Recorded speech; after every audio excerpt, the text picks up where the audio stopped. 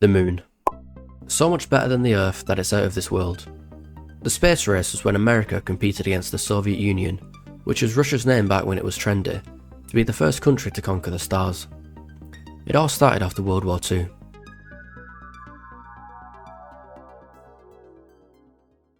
The USA and the Soviet Union were best friends. They defeated Germany in World War II, with a little help from the rest of Europe and 27 million dead Soviet citizens. Looking out over the ruins of the continent, they locked eyes like the only two hot people at a party. With he who should not be named for monetization reasons gone, Britain's empire reduced to a bunch of rock called the Virgin Islands, which is fitting, and France just being France, the USA and the Soviet Union realised they were now the world's superpowers. Thus began the Cold War, a 50-year period where the two countries just bitched about each other constantly. It's lucky that all they did was argue, because they'd both acquired German rocket technology after World War II, and had the ability to nuke each other, which wouldn't be ideal. To show off their brilliant rockets without actually killing each other, both countries began aiming for the moon. Not to blow it up, but to plant a flag. This was the beginning of the space race. It all started at the end of World War II. The Allies proclaimed victory, and Hitler ran away with his tail between his legs and his brain splattered on the wall. But the bad guys had invented some pretty cool missile technology, and the Allied forces wanted to use those missiles for peace, not war. The Allies offered jobs to Nazi scientists and agreed to forget about the atrocities they committed. They had a choice between a job in Alabama and the death penalty, a very difficult decision. After a long hard think, some scientists decided they deserved the most severe punishment for their crimes and went to work at a base in Huntsville. One of those scientists was Wernher von Braun, the inventor of the world's first long-range guided missile, the V-2 rocket, which was the fourth iteration. Now here's a model of my design for a four-stage orbital rocket ship. Compared to the unmanned instrument rocket, it is quite large. More than 3,000 V-2 rockets were launched, killing about 9,000 people. The US assumed this was just 9,000 accidents, and hired von Braun to lead the US rocket program. This is what a V-2 did to Stroud Green, London. In 1956, his team created the Juno 1 rocket, which eventually launched the West's first satellite to orbit. Not to be outdone by the Americans, the Soviets took German rocket designs after the war too.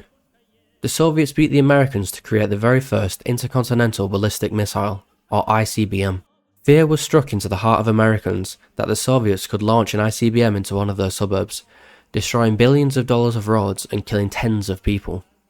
The US didn't have the missile technology to reach the Soviet Union yet, and that perceived threat became known as the missile gap. The Soviets had an initial advantage over the US, because not only did they get several key German scientists, they also captured German V-2 rocket production facilities. They created the first ICBM, the R-7, in 1957, which had a range of 3,700 miles. Unfortunately, even if they stationed it as close to America as possible, they wouldn't be able to hit anything of value.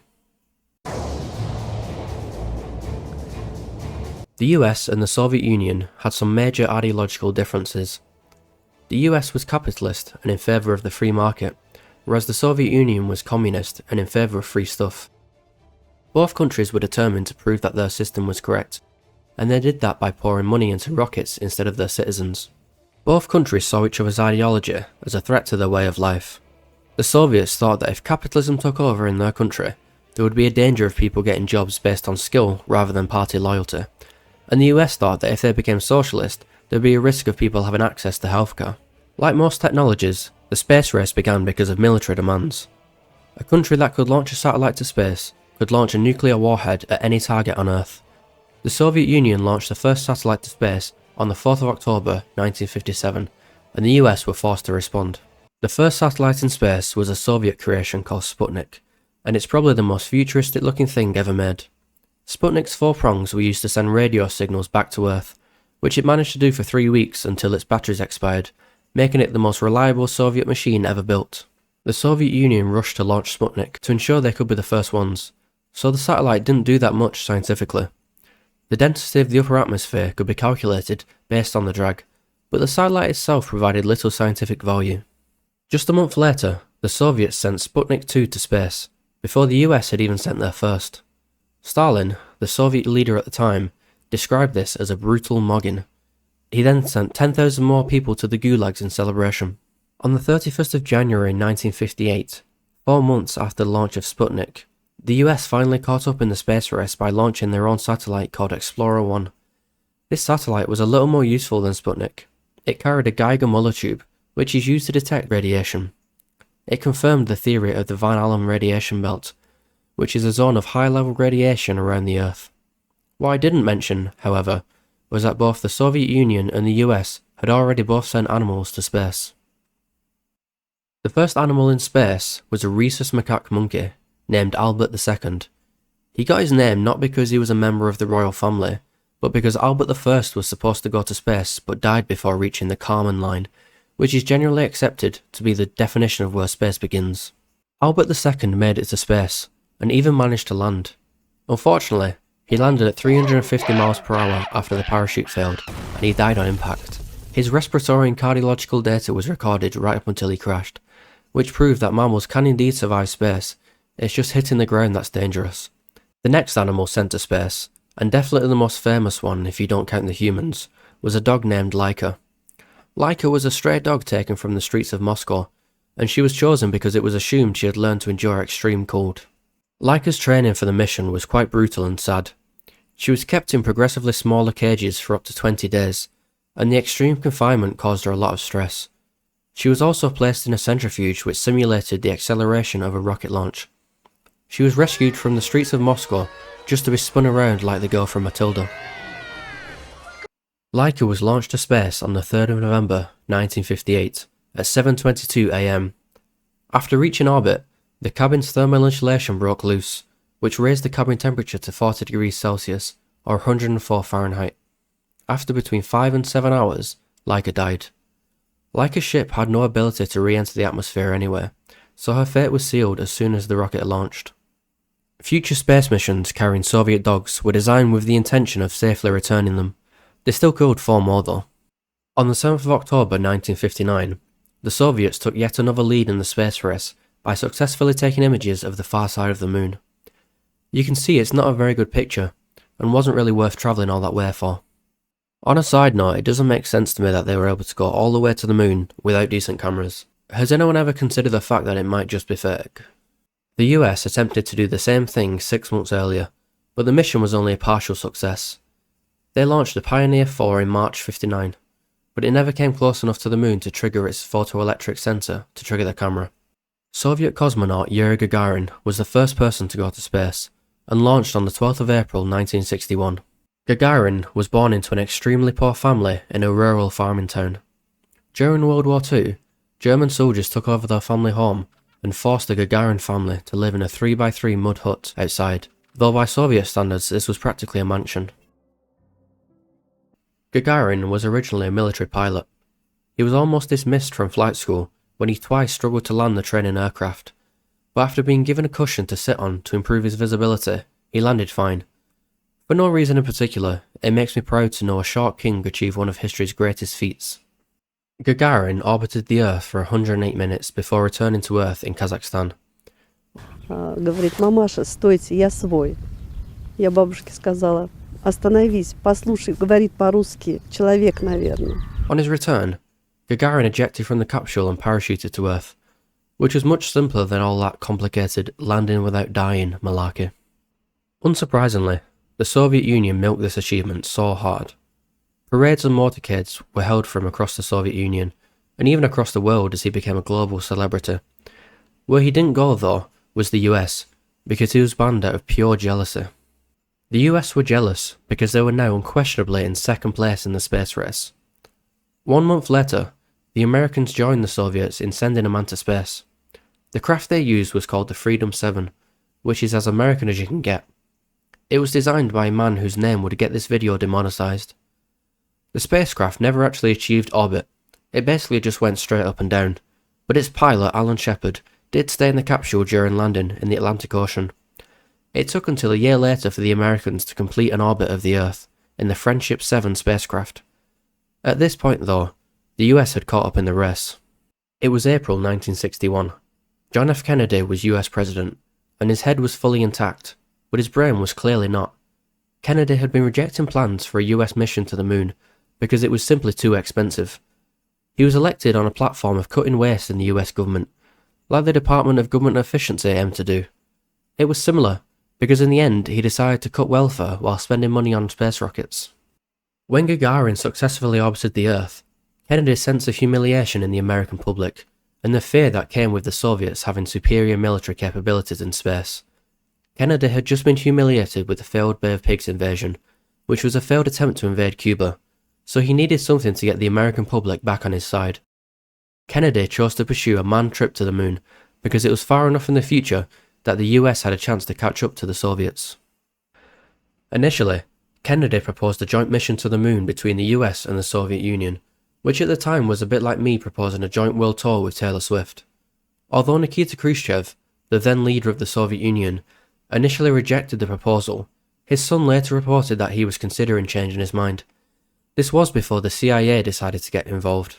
Khrushchev didn't trust Kennedy's successor, Lyndon Johnson, to the same extent, and ultimately decided against the joint mission. They were still a long way from landing on the moon though. The US hadn't even achieved orbit at this point, and they still had to design the whole set and create the visual effects. With extra funding secured, the US was able to catch up quickly.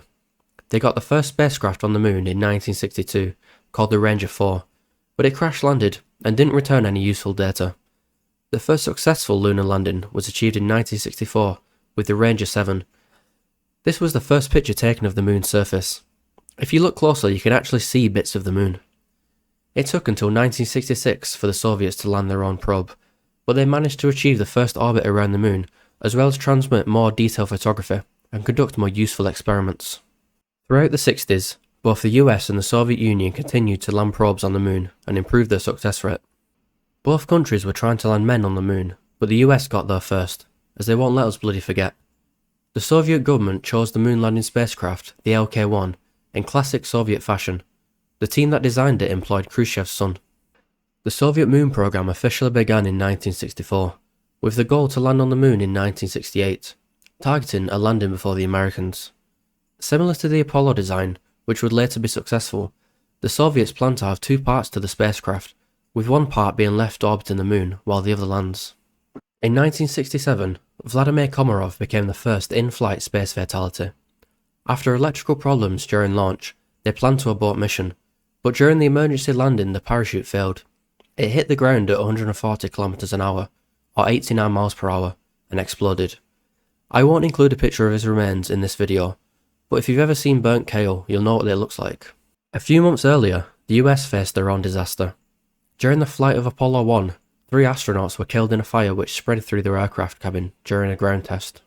After a sad few minutes grieving, both countries immediately continued testing. They had a completely made up race to win after all. At this stage, the Soviet rocket program became plagued with issues, as they tried to keep up with the US, while the Apollo program was progressing steadily towards a moon landing. Apollo 11 was the mission that got the Americans to the moon, and here's how they did it. The Saturn V rocket launched from Kennedy Space Center in Florida at 9:32 AM, and the trip to the moon took just over 3 days. It would have been quicker, but they got caught in rush hour traffic. After achieving orbit, astronauts Buzz Aldrin and Neil Armstrong transferred into the landing module called Eagle, leaving Michael Collins in the command module. Imagine travelling all that way just to end up as a glorified taxi driver. The landing was mostly automated, but Armstrong did have to manually correct the angle during descent. After 6 hours on the surface, during which time they were supposed to sleep but they were too excited, Neil Armstrong finally set foot on the moon. It's one small step for man, one giant leap for mankind. Oh, that looks beautiful from here, Neil.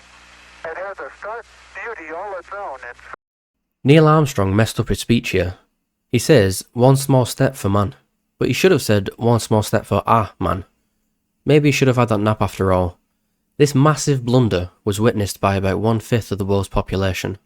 Buzz Aldrin joined him 20 minutes later, and they spent just over 2 hours acting up for the cameras.